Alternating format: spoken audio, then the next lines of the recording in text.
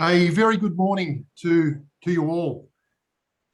Welcome. We'll give it a couple of minutes just for everyone to file in. You can see the attendees filing in now. Welcome Carmel, welcome Denise, welcome Don, Elizabeth, Fiona, Graham. It'd be great to, the chat, as you can see on the side there, it'd be great to, if you could put in where you're dialing in from, perhaps, either location or organisation. It'd be great to see who's on the line. Andrew Bird is my name. I'm dialing in from Cheltenham in Melbourne. And unfortunately, like many of you, I'm still locked down. But there's hopefully a few on the call that are not locked down. Mildura, there we go. Welcome, Di. Craig from Slater and Gordon, very welcome, Craig. Elizabeth. Geelong, Laverton, Atwood, Melbourne.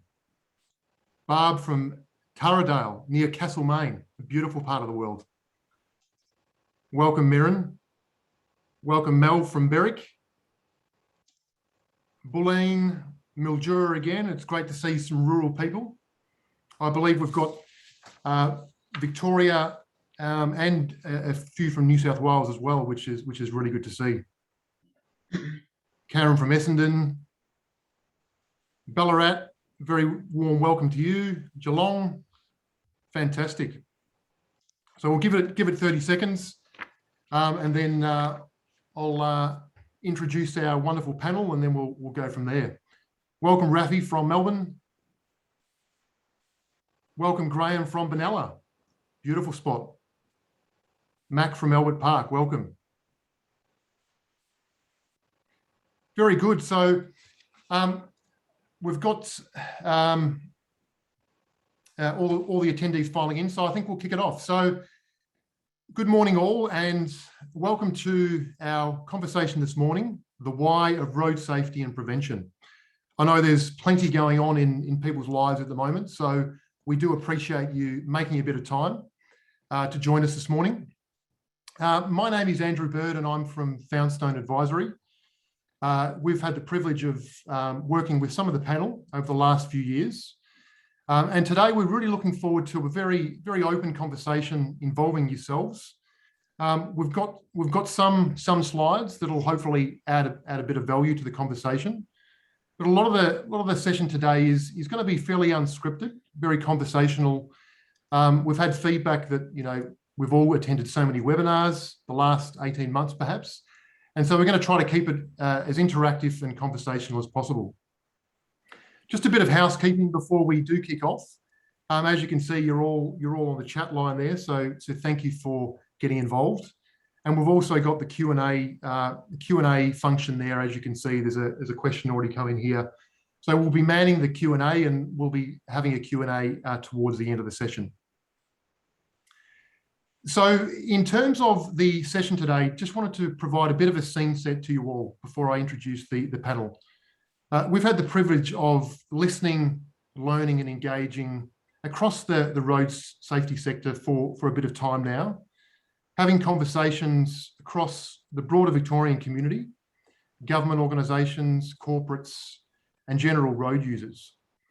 And the overriding theme that's really, or one of the overriding themes that's really been coming back to us is people are wanting to hear more conversation of the why.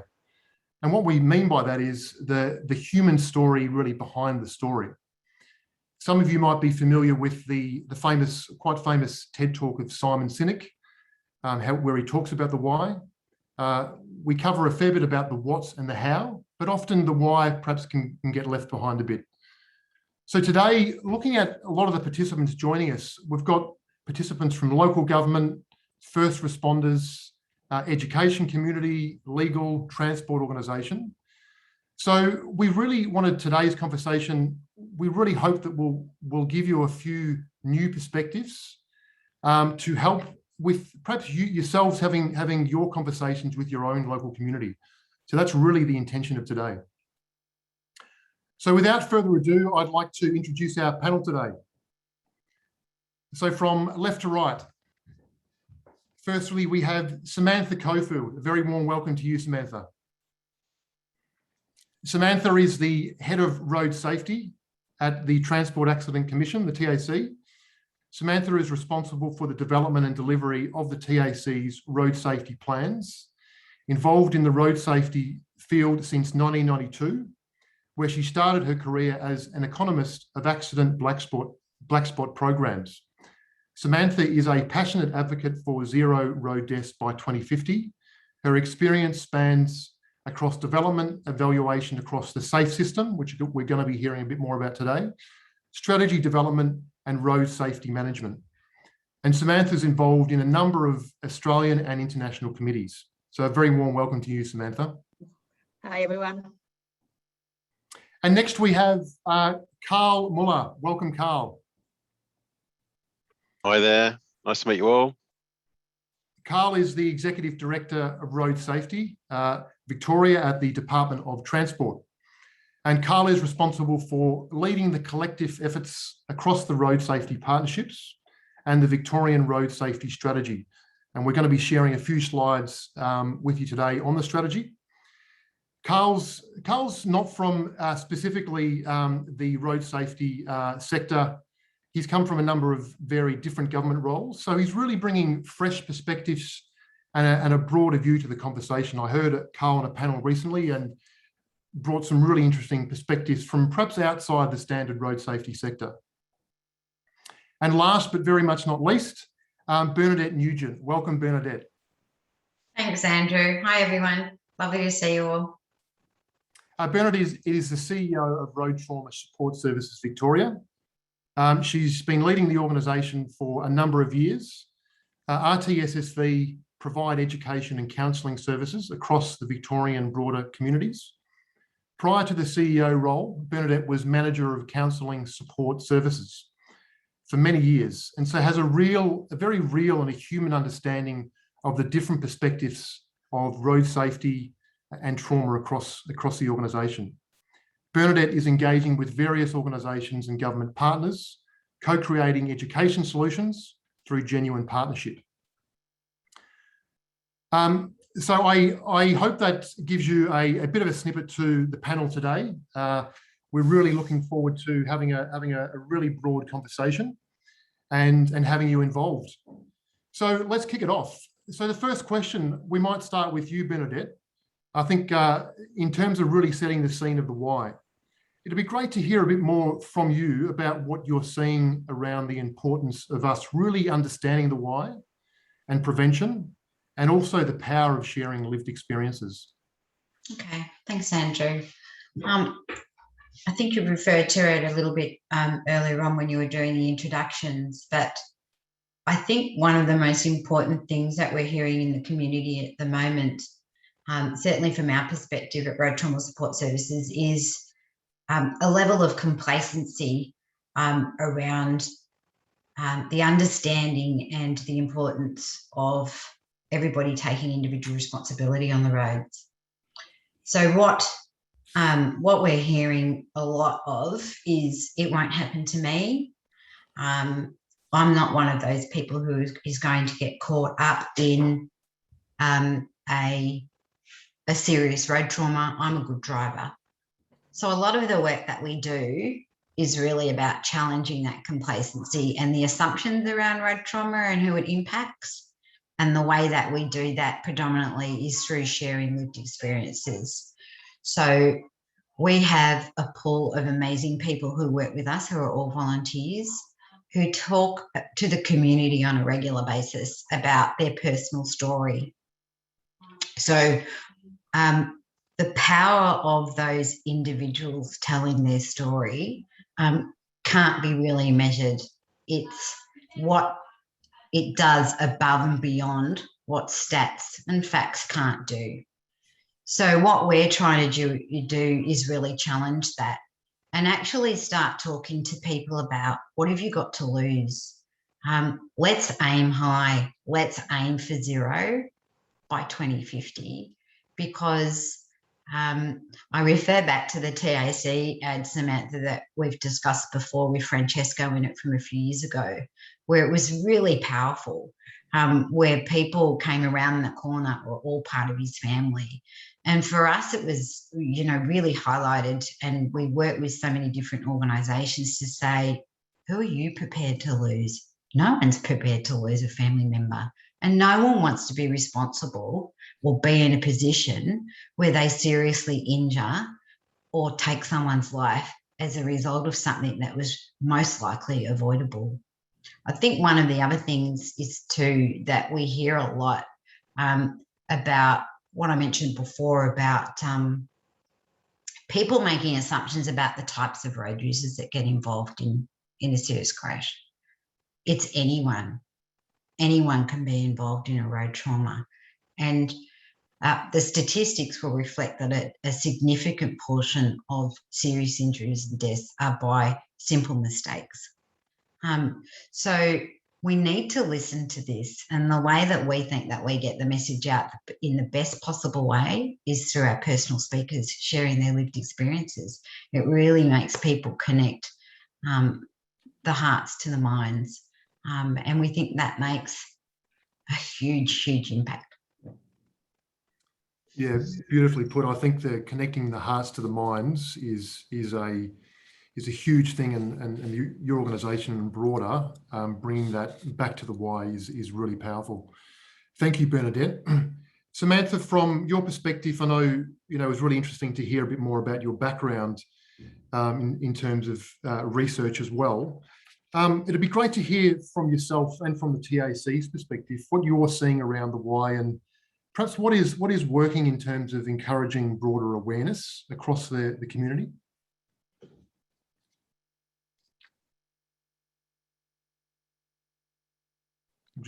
I think for me, don't worry, I was there before you. Look, I think for me and for the TAC, there are so many whys. It's not a single reason. And I think one of the starting points, and Bern, you sort of just touched on it, is that it goes further than death. So I think for a long time when we talked about road trauma, what people were really thinking were people dying on the roads. And one of the things that we see more than anyone at the TAC is the impact of very serious injury and the ongoing impact. And we used to call it the ripple effect, how many people got impacted. But we now start to talk about serious injury as life-changing. And I think when I say serious injury, we're talking about the sorts of injuries, so paraplegia, quadriplegia, brain injury, and some of those I suppose, multiple injuries that just take years and years to recover. Because, first of all, we don't understand that it actually does take years and years to recover if we ever do. And, with something like paraplegia or severe head injuries, that just doesn't happen.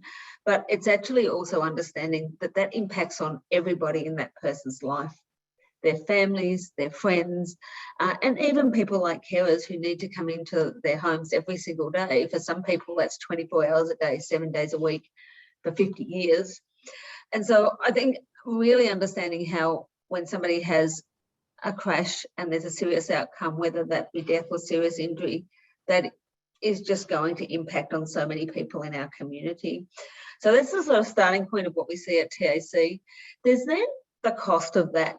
And I'm talking about the financial cost. And I suppose as an economist, I see that as well. And those very serious injuries, and to be honest, not so much death, but those very serious injuries cost us all as a community so much.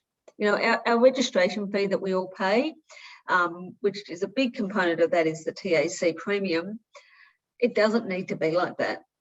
And the doesn't need to be like that is really part of the other why. And the other why is there are a lot of countries in the world that are doing a lot better than us. Some of them, if you look at a rate per population, have, let's just say deaths at this stage, deaths rate per 100,000, almost half of ours. And their knowledge and their understanding is no better than ours.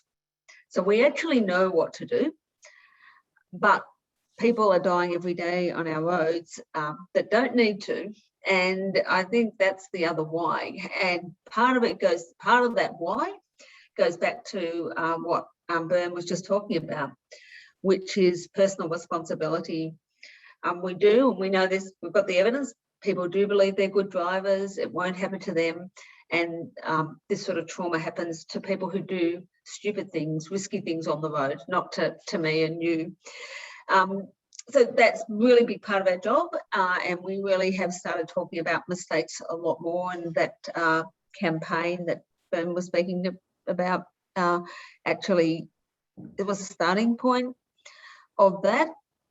But I think there's so much more to do. And I think, one of the things Carl and I will talk about in a bit of time is not just the safe system approach, but what really creating a safe road network means. And it isn't just about us. It is about, well, I suppose us as me and Carl, who's responsible for public service. It's about us more than just as an individual, but it is about everybody working together and taking that individual responsibility up a level to accept that change in our road system is going to need to happen if we're really going to make it safe. Yeah, beautiful. Thank you, Samantha. I think that the highlighting the mix of both the community costs, looking at the international community, and then the individual responsibility, like you've highlighted, I think we can all really lean into that. So thank you. I just want to acknowledge Natalie. Thank you for your note there on the chat. Yourself as an emergency volunteer speaker. Thank you for the work you do in your community. I know I've heard some of those personal stories, and they're hugely powerful. So thank you for sharing that. Carl, I know you're going to be sharing with us a bit more around the road safety strategy, which we're looking forward to in a bit. But just from your perspective, and also coming from outside the road safety sector as well in government, it'd be great to hear a bit about your perspective and what you're seeing in the context of the why.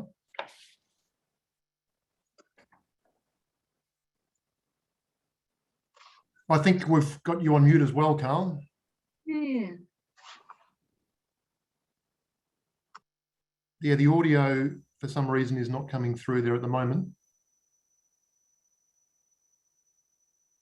We might just give Carl a second to perhaps look at the audio. I'm not sure what's happening. You're not on mute, Carl, but we'll come back to you in a second, perhaps. Bern, in terms of what you talked about, the hearts and minds, and we've talked about the personal lived experiences of a lot of your personal speakers and volunteers. Can you tell us a bit more? Natalie is contributor on chat. Can you tell us a bit more in terms of how those conversations are happening in the community at the moment and into the future, and what sort of impact they're having? Yeah, sure. Look, for years, Road Trauma Support Services has been conducting community education programs. So that includes our road trauma awareness seminars, which are predominantly participants who have been referred through the Magistrates Court and Community Correction Services. So that's ongoing all the time. In conjunction with that, we do a lot of community education programs, but every one we do, we include our personal speakers because we know that's what makes a big difference. So over the last 12 months, for example, we've focused, we've kind of expanded our reach, I guess. So what we're doing is trying to get out to more sectors. And we're working with organisations across a variety of areas such as transport and logistics. And what we're doing there is co-creating programs that are specifically tailored and targeted to what their needs are in the road safety space. And that's all about prevention for future, to prevent future road traumas. So I guess what we're asking them to is, what can you do? What are you going to take responsibility for? How can you make a change? What is it that you can change within your work environment? So we're focusing a lot at the moment on people who drive for a job. So people who are on the road all the time. And it's amazing. Amazing is probably the wrong word. It's disheartening in a lot of ways, and concerning about the number of stories we've heard about things that can go wrong really quickly. But how if people took responsibility for their own driving behaviour, how so many incidents could be avoided. So we're working with these people to do that. And it's the power of those the power of sharing that lived experience that makes the change, because like I said before, people listen and say, that could have been me. I could have been in that person's position. And going back just briefly to what Sam said before, I think what shocked me when I first started working for the organisation the most was how seemingly, I'll call them benign incidents on the road, have had a massive impact on people's lives longer term. And I can think of, sadly, hundreds of stories where people were going about minding their own business and, for example, were hit from behind at a set of traffic lights. People are unable to work in the same job that they used to. I know one lady who can't pick up her grandchildren, literally can't pick them up because of her back injuries. But in terms of how the injury was qualified, it wasn't necessarily qualified as a serious injury, but it's been life-changing. So it's also highlighting people's awareness to those things, because I think that goes back to what I said before about challenging those assumptions about road trauma and what the impact is. Yeah, that's huge. Yeah. Thank you, Bern. I just noticed Melinda on the chat there. Melinda, thank you for sharing your experience in terms of if you've attended some of those education seminars and the impact it's had on yourself. So I think that's huge. Carl, I might try to come back to you now, see if we've got you. Can you hear me now? We can. Fantastic. Great to hear your dulcet tones. We've got you. So I might go back to you just in terms of, I know we're going to be covering a bit of the road strategy in a second, but it'd be great to hear from your perspective of the why, and even coming from outside the road sector over the last few years, what you're seeing in that space. Well, I think if you think about the why in road safety, and as Sam said, we'll be talking about this in a bit, you have to take a whole system type approach. Going on the roads is probably the most dangerous thing you'll do in your daily life, but we just do it without thinking about it now. And sometimes the road's not as, it's still hard to hear. Sometimes the road's not, oh dear, nobody can hear me. I'm not sure if you had your microphone. We can hear you okay, so keep going, Carl. It's just a bit soft. Yeah, I'll keep going. Sorry, can I interrupt? There's heaps of us that can't hear Carl barely at all. Right. Okay. All right. We'll pause, Carl, for the moment, and then see if we can come back again. Samantha, I might turn to you in terms of when we look at some of the broader community assumptions and perhaps complacencies. We've talked about taking personal responsibility. You talked about that at the start. Can you tell us a bit about what you're seeing, from the TAC perspective, both over the last years and currently now, what you're seeing about how we can perhaps, lean into some of the broader community assumptions and complacencies? Yeah, look, I think I'd like to start by saying over time, things have got better. There is absolutely no doubt, if you look 30 years ago to today, that we are doing better on so many fronts. So if you look at something like drink driving, probably 35, 40 years ago, it was actually quite acceptable to drink and drive. We had a huge number of people being killed as drink drivers. Probably around 50% of our numbers of lives lost were killed with alcohol and illegal amounts of alcohol in their system. But it was also considered okay, culturally okay, maybe not so much legally. Today, drink driving is pretty much the most unacceptable thing you can do in Victoria. And I'm talking about amongst all the sorts of behaviours, not just road safety behaviours. So I think we've really got to acknowledge that as a state we've done well, and the number of lives lost really show that. And I'd say attitudes generally are quite good, but this issue of we all think that we're better than we are still prevails, and unfortunately some of that is it's beyond the human to really in itself fix, because our everyday encounters mean that our lived experience is that we are good drivers. And so as an example, if we drive 5 kilometres an hour over the speed limit consistently on our roads, the chances are that there'll be no negative consequences, and we feel that there are some positive consequences, because the positive consequences are that we get somewhere a little bit faster, or we feel that we get somewhere a little bit faster. So things are stacked against us in terms of, I suppose, trying to really, I suppose, make personal the level of risk that actually exists in our road system. It's some of it's what we call underlying risk. It's just there. As an individual, we can't do much about it. And then there's a whole lot of things that we can do, as you know. And so particularly good behaviours around things like not completely separating drinking and driving, drugs from driving, keeping within the speed limit, etc. But I think what you're really pointing to is there more we can do to be present on the road? And I think it is an issue. We might call it inattention or distraction when we talk about it in technical terms. And when we talk about distraction, we normally think of picking up something that I've got sitting here right next to me and touching a phone. And touching a phone we know is incredibly dangerous in the car because we have to look away from the driving task. But the reality is it happens all the time. And our lives within the car and outside the car are becoming more and more complex. There is a lot more activity happening outside the car, some of it which we're putting there deliberately, things like billboards and just even shops and things on the side of the road with signs up saying sale or whatever it might be. It's all quite distracting. And how do we bring people back to the present and saying the most important task you have when you're in the car is actually driving and attention on the driving task. It's difficult. And the one thing we're doing really is trying to talk about planning. So before you get in the car, you're going to drink, for example, don't drive, but plan to do that.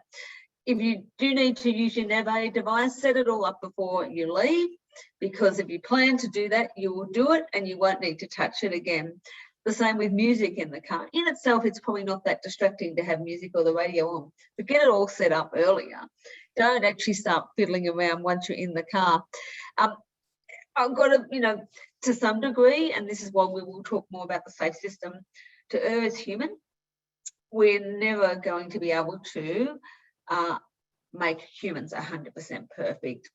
I think a lot of our work really in the future is going to be not just about sort of getting people to understand the risk, educate them so that they know why we're asking them to do things, but also to understand what else needs to be done in the system. And two things that we struggle with, which is interesting, is that the road infrastructure we want to put out, sometimes people have concerns with. So this is things like putting out our flexible barrier systems. There's a lot of people who are supportive, but a lot of people, particularly when we put barrier down the middle of the road to stop cars crossing the middle centre line and either having head-ons or running right off the road on the other side. A lot of concern when we do things like that, but also, of course, when we look at speed limits and try and make sure they're appropriately set for the environment. And when we do have to lower them, again, people get very concerned about that type of change. And so there's a lot of effort going in just to make the changes we need in the system. And that's probably where we actually need more support. Community support, individual support. So long way of saying, I think we're doing better, but there is a long way to go. No, that's brilliant. Thank you. Can I add one thing, Andrew, to what Sam just said? I think Sam's made a really good point about the fact that we have come a long way. We've come a long way in our behaviour when we drive and reducing the number of lives that are lost to serious injuries, which for me just goes to point to the fact we can do this. We can actually do this. We can change our behaviours and we can change our feelings and our, I can imagine back when the drink driving laws came in that people weren't happy and thought, how are we going to possibly do that? But we did it. We were the first place in, I think, the world, Sam, correct me if I'm wrong, that brought in seatbelts. So we've been able to make changes. And I think that it's really important to remember that from a historical point of view, that if we've been able to make those huge changes in the past, we can make these changes now to the way we actually approach our driving behaviour. I just wanted to kind of reinforce that. Beautiful. I love it. I love it, Bern. Yeah, we can do this. It's an inspiring statement. Carl, if we just go back to you, I think we've got the audio sorted. Hopefully. We do. Fantastic. Oh, my Great goodness. to hear. So Claire, we might share the slides. Go to the if we could. slides. And Yeah. over to you, Carl, to take us through in the context of the why. Oh, thank goodness. So we'll just go through to the next slide. And I think, you know, for quite a lot of us in government, we had a big effort, and Sam can attest to this, developing Victoria's new road safety strategy. And if you think about, it's all about people. We're the ones that are impacted by it on the whole. And the vast majority of us do the right thing. There's only a small percentage of us that don't deliberately, but they have a exponential impact on everybody else. So let's just move us on to the next slide. So last year in December, Victorian government signed off on its new 10-year strategy that takes us out to 2030. And of course, really the high level objectives is that we all feel safe and are safe on and around our roads. We're actually reducing trauma and serious injuries out to 2030. And what we've been talking about today is around, we're really talking about a culture of road safety in the community, because it's not going to happen to me, or I can get away with it, or for whatever reason, because I've got conflicting values, I'll take a decision that doesn't put safety first. So it's quite fascinating. So and that's all as we go to 0 deaths by 2050. So if we just go on to the next one. And obviously we did a huge amount of data analysis, stakeholder engagement to figure out, well, what should we be focusing on over the next 10 years, which we've got in our strategic plan. But in the next 3, we've really got 4 areas that we'll be focusing on. And that's, if you think about it, that's reducing the underlying risk. You know, that's your speed, that's your infrastructure, that's trying to make the system better for us all. And then we really focused around 3 areas, and it's all about people. In the state of Victoria, you know, we've got a record build going on in infrastructure, roadworks. If we weren't actually in lockdown, we'd all be getting annoyed, stuck in traffic, going through roadworks, I can tell you now. So really, it's how do we actually make it safer for people that's their main work is the road itself. And some of the initiatives there around sort of looking at delivery riders, which has been a bit of a few deaths in New South Wales and elsewhere. And here we've just been lucky so far. So really trying to improve the safety there. Then obviously the more vulnerable cohorts, you know, pedestrians, cyclists. We've got people who are more mature in their vehicles, generally don't come out of an accident as well as a young person would be, just because of their frailty. And we've still got issues around youth as well, and that learning to drive. So we've got initiatives there as well. And there's just a couple of examples on the screen. And then obviously there's still your risk takers. Again, it's a small percentage, but we're doing some really interesting work there around, we have, to really get into the why, we're looking at a small number of repeat offenders that just don't respond to the interventions that we've put in place. And we're really trying to understand, well, how can we get them out of that repeat offending? What's going on in their lives? And is there a health response? And how can government better resolve that issue for that individual? We're also looking at considering the big policy changes around, really, you know, Sam said about removing alcohol from driving. Well, there's some real high risk sectors as well where that's a bit of a problem. So we're going to do some policy work to figure out what we might do. For example, we've done it for heavy vehicle drivers, removing alcohol from their driving test. What about other type of drivers, and it may be young drivers up to 25, etc. So that's quite a big interesting work, and potentially looking at the long term, completely avoiding it. So we remove alcohol from the test for all Victorians. Again, policy work, not going to happen overnight. And then, of course, we're doing quite a bit of work in the automated enforcement space. You know, seatbelt wearing, still we've been having it since 1970, but particularly males in regional Victoria tend not to be wearing a seatbelt or don't think they need one. I'd love to get their parents or their loved ones to start nattering at them and getting them to do the right thing, but we still have an issue there. So it's looking at how do we automate enforcement to detect non-wearing of seatbelts, as well as using of mobile phones, which we know is going to be an increasing factor. So move us on to the next slide. And then, of course, we've got the usual traits of really looking at setting the right speeds for the right conditions and making sure that people are in the safest car they can afford, or there's access to the safest vehicle, because we know from a fatality point of view, it's nearly 58% of fatalities in the state involves a vehicle older than 10 years of age. And so essentially, the older the vehicle, the less safe it is because of the improvements in technology.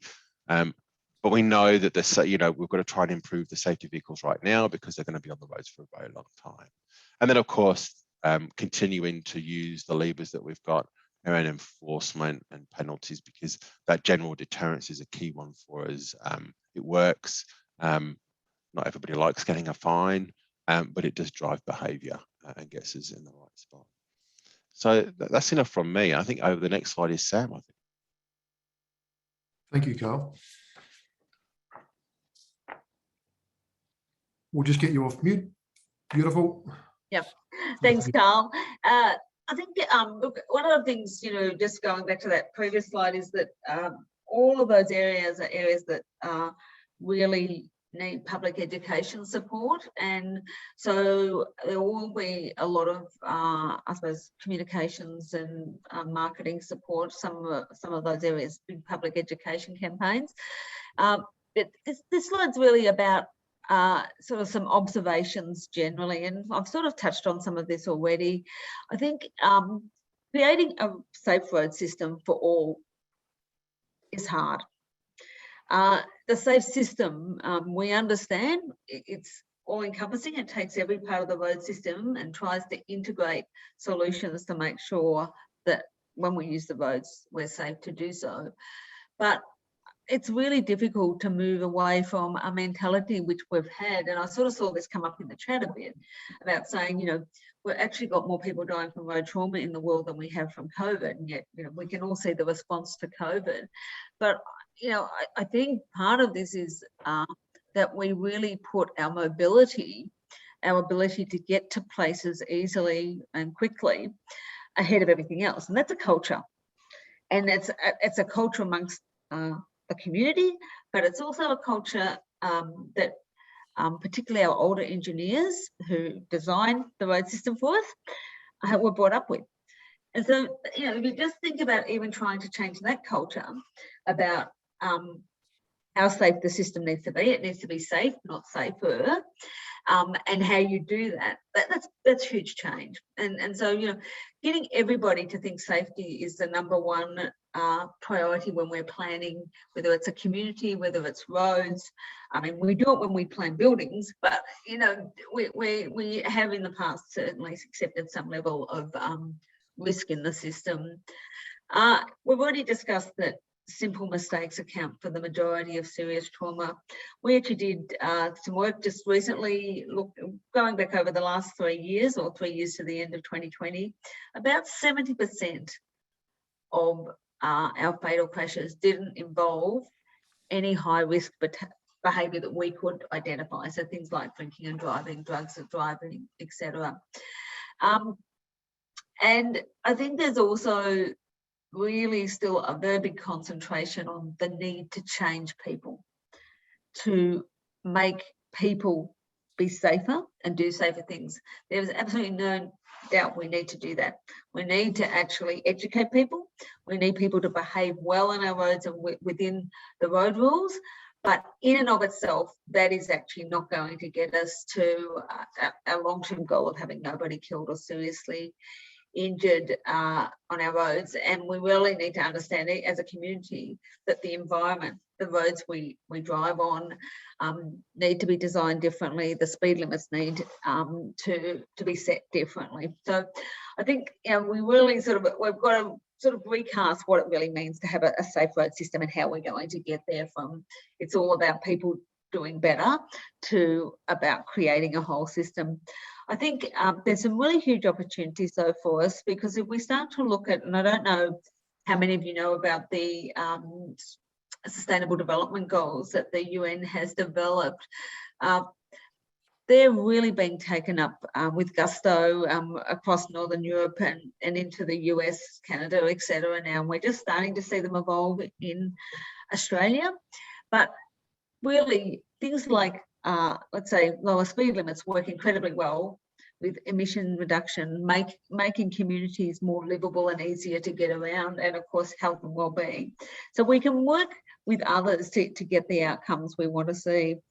Technology, for those of us who've been trying to keep up with where technology is taking us, I think we used to think it was all about the autonomous vehicle. So, you know, somebody else will be driving the vehicle for us, being a computer pretty much. I think what we know now is it will be much more about what we call connected vehicles. So that's messages being sent, as an example, from the side of the road to talk about the speed limit, or messages being sent between vehicles is actually going to be our future. And really the technology is here now. We just need to better understand how to use that. And last but not least, I think, and this comes up to the sustainable development goals as well, but active transport.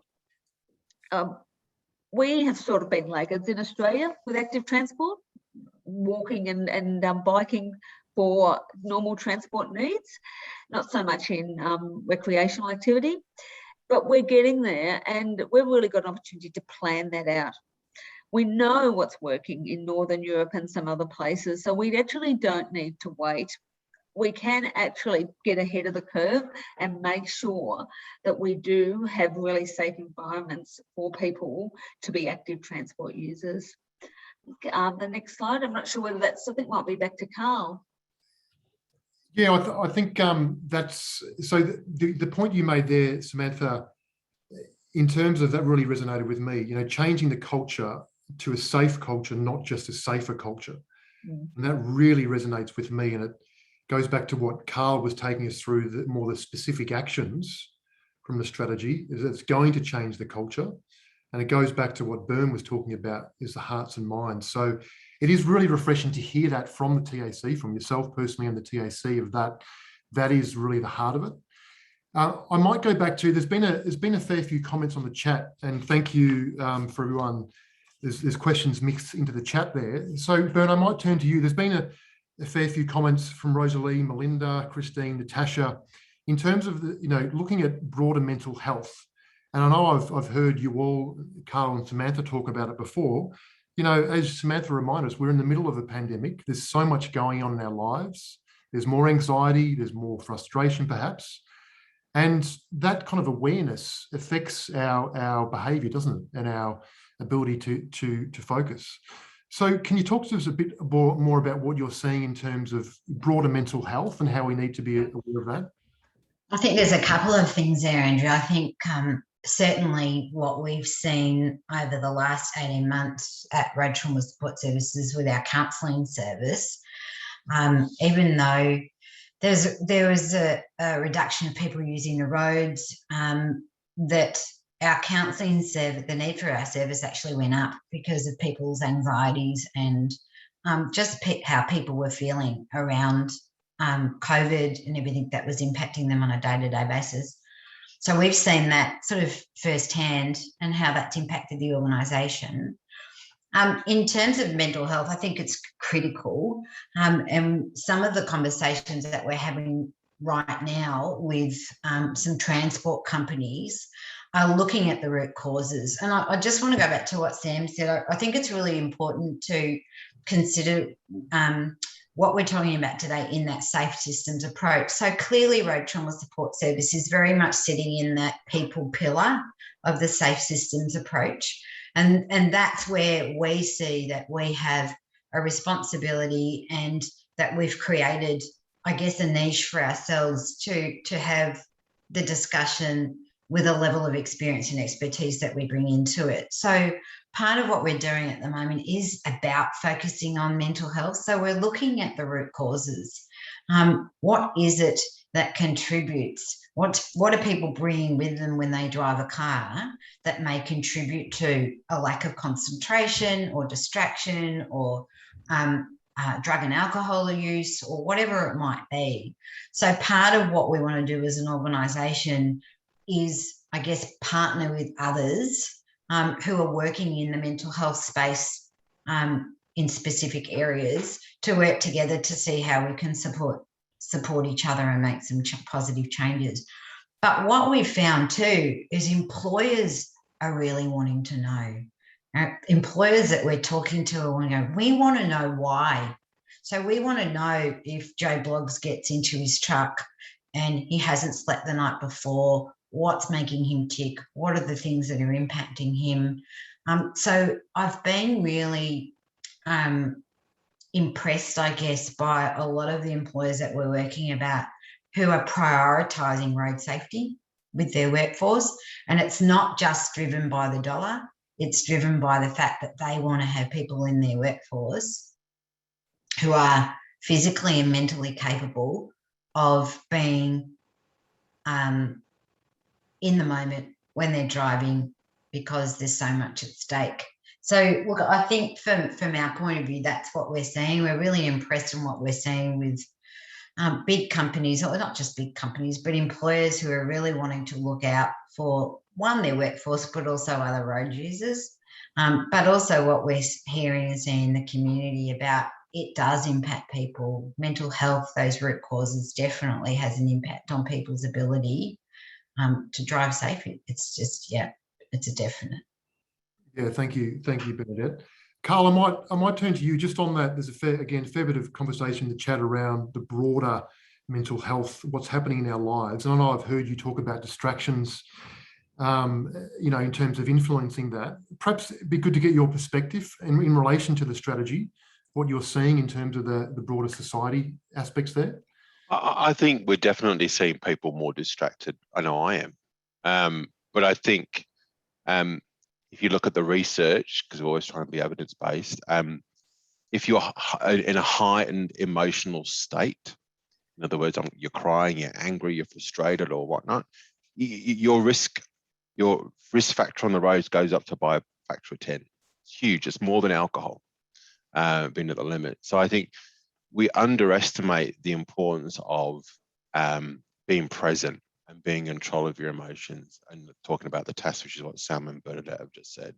I think, we are seeing right now, there is less traffic on the roads, but we're still seeing people being very angry and frustrated, even if there's been an accident or they're in the speed's been low because of roadworks and whatnot.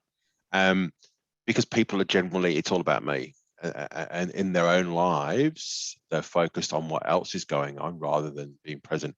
I'm actually driving a vehicle, or I'm on a road in a bike or whatnot, and I really need to think about my safety. It's interesting, there's an article in The Age that I think came out yesterday that really picked up the issue around pedestrian safety. We had a very slow start to the year, which sounds really terrible how I just phrased it, but we had very low number of fatalities for pedestrians the first 5 months of the year. One of the lowest since we started recording. And then all of a sudden, bang, it jumped and doubled in a month. And there's no real one cause of that. Apart, it's winter months, a bit darker, rain conditions, etc. But a lot, if I was to look at the data that are coming in, I actually go, well, there was some choices there. People weren't seeing, people weren't looking, or people weren't considering their safety in that moment, whether that was the pedestrian themselves or the driver that was involved, because the pedestrian's going to come off worse no matter what. So I think, it's that whole mental distraction, it really is playing out. And I think, that's how you deal with that. That's actually people being aware that it is an issue. There's no magic gizmos right now. I mean, in the future, we'll see automation of vehicles potentially take that driving test further away from us, but that's going to take some time. So it's really just about on that point. There's a couple of questions that come in, and we'll address those now. I think we've got 10 minutes to go. So just briefly, Carl, there's some questions there from Anne and Phil and a couple of others in terms of vehicle features. And I know Sam's talked a bit about that. What the future looks like. Can you make perhaps a comment? Are you seeing from a vehicle manufacturers the features mandatory features? Is there good stuff happening in that space? I think Sam and I can tag team on this one. There is. I mean, it's really interesting. We were talking about this earlier this week. The Australian government sets the minimum standards. They're called the Australian Design Rules, and they set the minimum requirements that a vehicle must meet when it comes into the country. So they're the basic standards. And then you've got an ANCAP, which really then starts to look at the market demand. So that, you know, the star rating systems that you get on the vehicles, and they'll do the crash tests, and they'll say whether you're going to come out of it on the right side or not. And those standards keep getting tighter.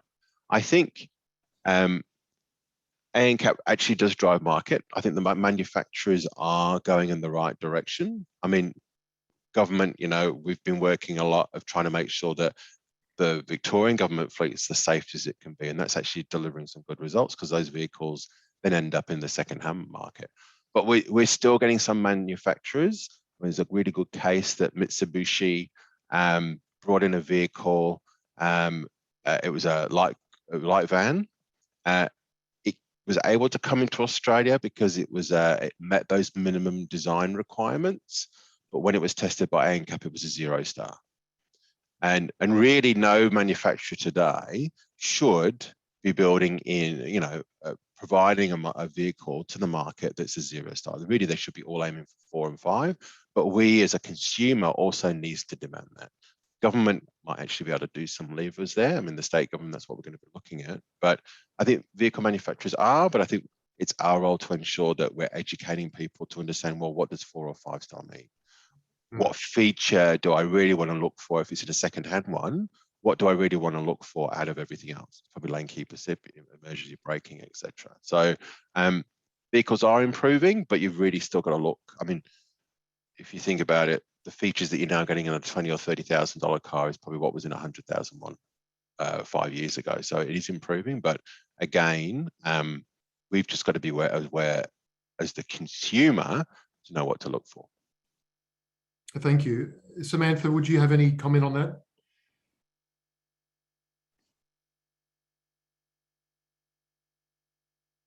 We've still got you on mute. Sorry. Yeah, I think Carl's really very much covered it. It's really at the moment what I call a consumer-led sort of program we have in Australia, whereas we're really trying to educate consumers and then asking them to buy the safest car they can afford, basically, whether, as Carl said, secondhand or brand new. I think what we do want to get to the point, and I actually think the new strategy is going to be released by the federal government due to some great lobbying, I think, by Carl's team and the New South Wales team. We are going to get some fairly good results with that they will pick up, and as Carl said, we will have earlier adoption of mandation of features, because unless you actually get that, you've always got what we call the resistant rump. You know, there's always a percentage of cars that aren't going to hit the market with all the safety features that we know work, and those cars are going to be on the market between 15 on the market. So in our vehicle fleet for 15 to 20 years, and that means that, you know, we're going to have people being killed and seriously injured that don't need to be. So it's a big deal. While we do a lot of public education around it, and trying to get to every market group, whether they're older drivers or young people buying their first car. So yeah, I think we are making progress. Very good. In terms of just another theme of questions here, a couple of questions coming through the chat and the Q&A from Nick and Catherine. In terms of focusing on perhaps, you know, the younger cohort of people, so teenagers, people getting their license. Bern, I might just turn to you, just in a broader sense, what you're seeing in terms of, you know, the learner drivers and education in schools. I know you and your team are doing a bit in that space. What you see is working, or more, what more can we do in that particular part of the community? You're right. There are various education programs already in the schools. I think education at an early age is definitely a key, and something that we should be focusing on more. We certainly do education in schools, and we'd like to do more. I think one of the things that is really important to try and determine, probably better, is at what point is education about road safety going to be optimum, so that it has the most impact on young people. And in the community, we hear lots of variations on that. And, you know, some people, and I tend to agree, I think it's actually, there's a good argument for doing it before kids even start driving. And I think there's also a good argument. I think there needs to be education, and I saw Kathy's comment in the chat about, you know, parents teaching kids their bad behaviour. So, you know, programs, and I know there is one that I know of that involves parents in the programs, to actually get them to make sure that they're teaching kids the right behaviours behind the wheel. I certainly know when I was teaching my kids to drive, I was really clear on the days that I was prepared to do it and the days that I wasn't. And that was largely around to do with what was happening for me that day and my ability, because I knew I'd be passing or making them more stressed. So really being aware of that. But also a lot of people are talking about education, the possibility of education for P-platers who are in that sort of first 12 months of driving. So some of the conversations about licensing, what people need to get their license, what would benefit at what point in time. And I guess my own opinion is that very much it's pre getting their L's, young people getting their L's, but I also see some real merit in having a licensing system that in some way incorporates a follow-up to people getting their licenses, where they actually have to go and do some sort of education course because they've been on the road, they're driving on their own, they've probably had a couple of near misses, or, you know, incidents that might have frightened them a little bit or scared them. So what can we do to actually reinforce that road safety messages when they're young, inexperienced drivers, I think is sort of where my head goes when I think about education for young people. Yeah, I think it's really... And I might just, because I've just quickly, sorry, I've been a bit distracted trying to read quickly through the chat. I might just talk about the licensing system in Victoria, because it's probably one of the most sophisticated in the world. It's really our DOT that looks after it, but I was quite involved in the development of our whole young driver strategy, and it's really held up internationally as probably one of the best, and it has evaluated very well. So I think one of the most protective things we can do is give our young people extensive experience on the road, and that 120 hours that we talk about and is mandated now is the evidence base we have right now to say that basically improves our young drivers' risk, I suppose. We'll reduce our crash risk by over 30% by giving them that experience. And you know, this has played out now that we've actually had that requirement for over 10 years, we actually can see the impact that's had. I think people are often thinking what we're asking parents to do is teach their young drivers. It's not what we're asking them to do. We're actually asking them to sit there with them and be active supervisors. And there's a whole lot of resources already to help parents do that. But we are aware, Carl and I, that even though the resources are there and they've been well tested, they're based on evidence, etc., that parents are time poor, and they're not just parents, it's carers and other family friends, etc. They're time poor, and so we are looking at ways we can make those easier to access and sort of more interactive. So I suppose I just don't want to throw the baby out with the bathwater here, because Carl's team and the teams that sort of precede are doing such a good job in terms of our young drivers. And reality is inexperienced, no matter what. They're not just, young people aren't just inexperienced in driving, they're inexperienced in life. And that's your, I think your point, Bern, is how do we actually use when they get more experience to sort of be able to reinforce it and make sure that it's a learning, not just a near miss, I suppose. And I think we just sort of have to understand, again, this is why we need to start thinking about not just doing things for young people, but actually about building a system that's safe for young people to travel in. And that's not even just as car drivers, it's whether they're using a bike or they're a passenger. Yeah, so I'll get off my little soapbox now. No, it's a great point, Samantha, looking broader in that conversation. I think we're out of time, but I think there's been some, and there's questions we haven't got to, so we can come back to you individually afterwards. But I think the essence of today, thank you for the panel for sharing all your perspectives and views. And as importantly, or more importantly, thank you for all the attendees who have shared your own experiences on the chat and the Q&A. There's a wealth of experience and knowledge there. So we are planning to continue these conversations with different panelists as we go. So I really do hope this has been valuable. I know it's been hugely valuable to me just listening to the panel. I think, if I could sum it up, with just one theme that talked about this is possible, 2050, the target there, this is possible and we can do this. And the focus on changing the culture, not just to a safer, but a safe culture is huge. So thank you very much for taking time out of your day. We will follow up with some links to point you to the strategy and some other things we've talked about today. And again, thank you for your contribution. Thank you all. Nice to see you. Take care. Thanks, everyone. Bye. Bye. Bye.